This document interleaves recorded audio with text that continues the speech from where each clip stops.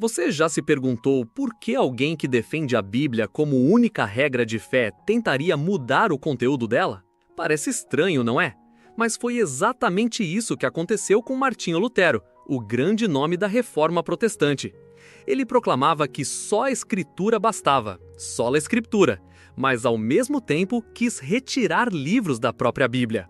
Como isso é possível? Essa contradição nos leva a uma reflexão importante.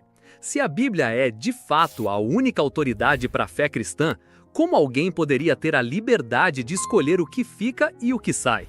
Será que essa ideia de somente a Escritura se sustenta quando o próprio defensor dela tentou modificar o texto sagrado? Neste vídeo, vamos explorar o que realmente aconteceu e por que isso revela uma grande incoerência. Afinal, o que significa essa expressão que ouvimos tanto, sola Escritura? Por que ela se tornou tão central para os protestantes ao ponto de justificar até mudanças na própria Bíblia? A ideia nasceu no coração da Reforma Protestante, no século XVI, com Martinho Lutero e outros reformadores. Eles acreditavam que somente a Bíblia, sem a tradição da Igreja e sem o magistério, deveria ser a base da fé cristã. Essa foi uma mudança radical. Durante mais de 1500 anos, os cristãos sempre viveram a fé a partir da Sagrada Escritura junto com a tradição apostólica e os ensinamentos do magistério da Igreja. Foi assim que os primeiros cristãos discerniram a verdade. Foi assim que se reconheceu quais livros faziam parte da Bíblia. Foi assim que a fé se manteve viva e íntegra, mesmo diante das heresias e perseguições. Mas os reformadores romperam com tudo isso, passando a interpretar a Bíblia sozinhos, segundo suas próprias convicções. E aqui está a diferença essencial entre a fé protestante e a fé católica. Para os protestantes, a autoridade está apenas na Bíblia. Para os católicos, a autoridade da fé está na Sagrada Escritura, na Sagrada Tradição e no Sagrado Magistério da Igreja, que juntos formam um só depósito da fé, conforme ensina o Concílio Vaticano II.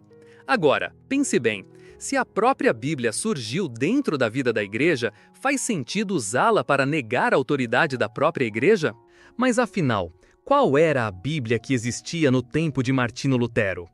Antes da Reforma Protestante, a Igreja já usava há mais de 1000 anos uma coletânea completa de livros sagrados. Essa coletânea incluía os chamados livros deuterocanônicos, como Tobias, Judite, Sabedoria, Eclesiástico, Baruque e os 2 livros dos Macabeus. Esses livros faziam parte da Septuaginta, uma antiga tradução da Bíblia hebraica para o grego, amplamente usada pelos judeus da diáspora e adotada pelos primeiros cristãos, inclusive pelos apóstolos. Além disso, a versão oficial da Bíblia na Igreja era a Vulgata, traduzida por São Jerônimo no final do século IV.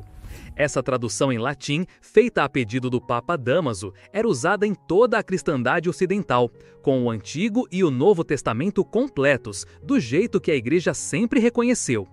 Quando Lutero aparece no século XVI e começa a questionar certos livros, ele está, na prática, desafiando mais de 1000 anos de tradição viva da Igreja. Agora pare e pense.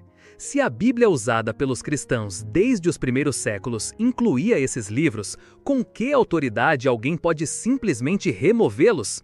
Será que ele tinha mais razão do que toda a Igreja unida durante séculos? Agora que sabemos qual era a Bíblia usada pela Igreja antes da Reforma, fica mais claro entender o que Martinho Lutero tentou fazer.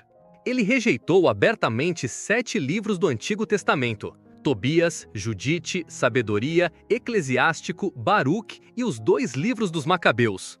Esses livros ensinavam verdades que contrariavam suas novas doutrinas, como a intercessão dos santos, a existência do purgatório e o valor das boas obras. E não parou por aí. No Novo Testamento, Lutero também colocou em dúvida a autoridade de Hebreus, Tiago, Judas e até mesmo do Apocalipse. Ele chegou a chamar a carta de São Tiago de Epístola de Palha, porque ela dizia claramente que a fé sem obras é morta, o que confrontava diretamente sua ideia de justificação somente pela fé. Agora pense bem. Será que o critério para decidir quais livros fazem parte da Palavra de Deus deve ser se eles combinam ou não com nossas opiniões? Ou será que devemos nos moldar à verdade que Deus revelou mesmo quando ela nos desafia? Chegamos ao ponto central da contradição. Se Martinho Lutero realmente acreditava que somente a Escritura deveria ser a única regra de fé, então quem deu a ele o direito de modificar o conteúdo dessa Escritura? Afinal, se a Bíblia é a autoridade máxima, como pode alguém tirar ou rebaixar livros só porque eles não concordam com sua nova doutrina? Ao fazer isso, Lutero não se submeteu à autoridade da palavra de Deus. Ele quis que a palavra se submetesse às suas ideias. Isso quebra totalmente a lógica do sola scriptura. Ele disse só a Bíblia, mas na prática agiu como se fosse o juiz da Bíblia, escolhendo o que servia e descartando o que contrariava sua visão. Agora a pergunta vai para você.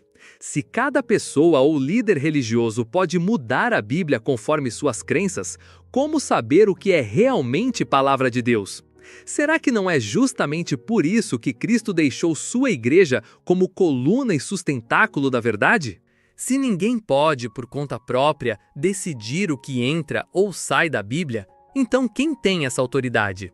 A resposta está na própria história da igreja.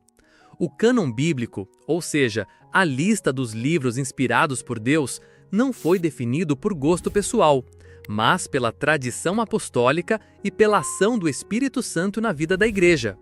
Foi no Concílio de Cartago, no ano de 397, que os bispos, em comunhão com o Papa, confirmaram oficialmente os livros que sempre foram lidos nas comunidades cristãs como inspirados.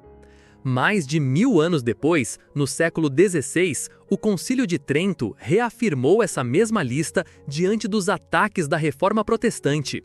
Ou seja, a Igreja não inventou livros novos, mas apenas confirmou, com autoridade, aquilo que já vinha sendo crido e vivido desde os tempos dos apóstolos. Esse processo foi guiado pela fé da Igreja e por meio de um discernimento cuidadoso à luz do Espírito Santo, não por decisões individuais.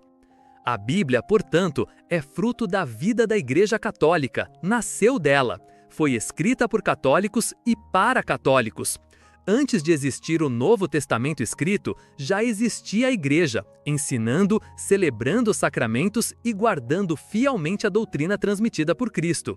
E foi essa mesma Igreja, iluminada pelo Espírito Santo, que reconheceu os livros inspirados e os reuniu em um único volume, a Bíblia que conhecemos hoje. Aqui no canal tem um vídeo onde eu explico detalhadamente os critérios utilizados pela Igreja para discernir os livros inspirados. Deixarei o link do vídeo aqui na descrição para você ver após terminar esse aqui. Agora, pare e reflita. Se foi a Igreja quem nos deu a Bíblia, faz sentido rejeitar a autoridade da própria Igreja na hora de interpretá-la? Depois que a ideia do sola scriptura ganhou força, algo inesperado aconteceu. Em vez de unir os cristãos, ela acabou dividindo ainda mais. Sem uma autoridade comum para interpretar a Bíblia, cada pessoa, grupo ou líder passou a entender as Escrituras do seu jeito. O resultado? Surgiram milhares de denominações protestantes, cada uma com sua própria doutrina e visão sobre a fé. Quando a Bíblia é lida fora do contexto da tradição viva da Igreja, corre-se o risco de distorcer sua mensagem.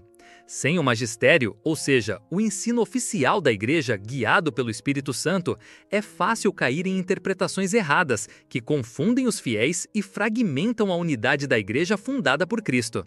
A Bíblia é, sem dúvida, a verdadeira palavra de Deus, mas ela não existe isoladamente. Ela pertence à Igreja, que foi instituída e confiada por Cristo para guardá-la, interpretar e transmiti-la fielmente. É a tradição viva, junto com o magistério da Igreja, que protege essa mensagem revelada de erros e desvios ao longo dos séculos.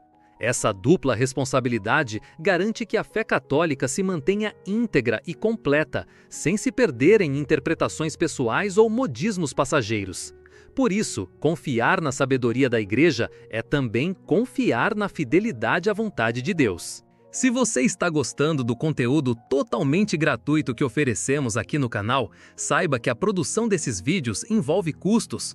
Por isso, se puder, ajude a manter nosso apostolado com uma doação por meio do botão Valeu Demais ou do Pix do canal, doação catequizandocatólicos@gmail.com. Qualquer valor faz a diferença.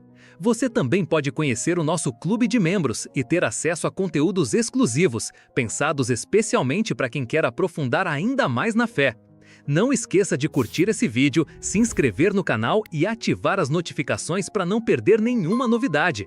E aproveite para deixar seu comentário aqui embaixo, a sua participação é muito importante para nós. E para quem quer entender ainda mais sobre o assunto, não deixe de assistir ao vídeo Como os livros da Bíblia foram escolhidos, que está aqui no canal.